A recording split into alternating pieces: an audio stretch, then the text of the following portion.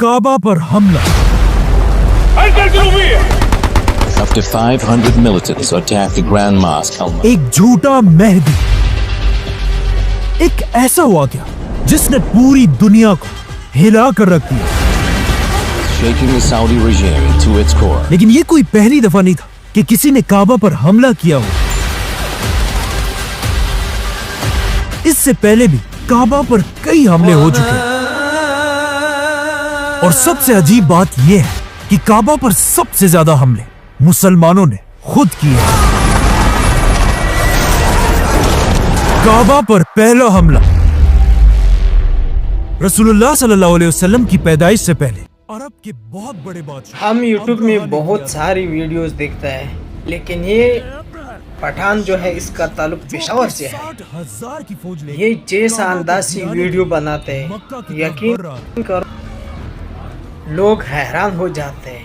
ये इतना अच्छा एडिटिंग, अच्छा इतना इस्लामी वीडियो बनाता है।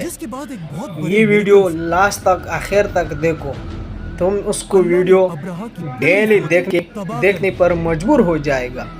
जैसा हम मजबूर है इसका वीडियो देखते हैं, आप लोग भी इसका वीडियो देख लो, फिर कमेंट में जरूर बताओ सही है गलत है। एक्सप्लेन कर चुके हैं।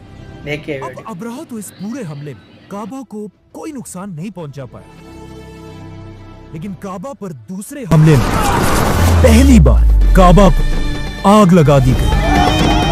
और जिस बंदे ने काबा पर यह हमला किया उसे हम सब बहुत अच्छी तरह जानते हैं, और उसका नाम था यजीद। यजीद के बादशाह बनते ही उसकी फौज ने करबला के मैदान में इमाम हुसैन रज़ियल्लाहु तआला अन्हु और रसूलुल्लाह सल्लल्लाहु अलैहि वसल्लम के खानदान को बहुत ही बेदर्दी से शहीद कर दिया था। लेकिन करबला के वाक़ये के बाद भी यजीद रुका नहीं, क्योंकि जैसे ही लोगों को इमाम हुसैन रज़ियल्लाहु तआला अन्हु की शहादत का पता चलने लगा, लोग यजीद की बादशाहत के खिलाफ हर जगह खड़े होने लगे, जिसमें यजीद के खिलाफ सबसे बड़ी बगावत रसूलुल्लाह सल्लल्लाहु अलैहि वसल्लम के शहर मदीना में हुई। मदीना के लोग जो ज्यादातर सहाबा और सहाबा की औलाद थे, उन्होंने करबला के वाक़ये के कुछ ही अरसे बाद मदीना में उमैया खानदान के हेडक्वार्टर पर हमला किया और वहां से जबरदस्ती सारे बनु उमैया के लोगों को बाहर निकाल दिया। लेकिन जैसे ही बनु उमैया के कैपिटल दमास्कस में बादशाह यजीद को इस बात का पता चला, तो उसने फौरन अपनी फौज को मदीना पर हमले के लिए रवाना किया। मदीना पर हमला करो। और उन्हें हुक्म दिया कि अगर 3 दिनों के अंदर अंदर मदीना के लोग मुझे अपना बादशाह ना माने, तो फिर मेरी तरफ से तुम्हें पूरी इजाजत है कि तुम मदीना के अंदर घुसकर वहां जिसे चाहे मार दो और मदीना के घरों को लूट लो। जैसे यजीद की फौज मदीना के पास पहुंची, वो ये देखकर हैरान रह गए कि मदीना वालों ने एक बार फिर मदीना के सामने वही खंदक दोबारा बनाई थी जो इससे बहुत साल पहले रसूलुल्लाह सल्लल्लाहु अलैहि वसल्लम ने जंगे खंदक में बनाई थी। लेकिन वो खंदक काफिरों से बचने के लिए थी और ये मुसलमानों से। लेकिन इस बार यजीद की फौज से मदीना की खंदक मुसलमानों को नहीं बचा सकी, जिसके बाद यजीद की फौज ने मदीना में घुसकर 3 दिन तक सहाबा और उनके बेटों का कत्लेआम किया। और यजीद के हुक्म से मदीना में सहाबा के घरों को लूट लिया। और कुछ किताबों में तो यहां तक लिखा है कि यजीद की फौज ने मदीना में कुछ औरतों का रेप भी किया।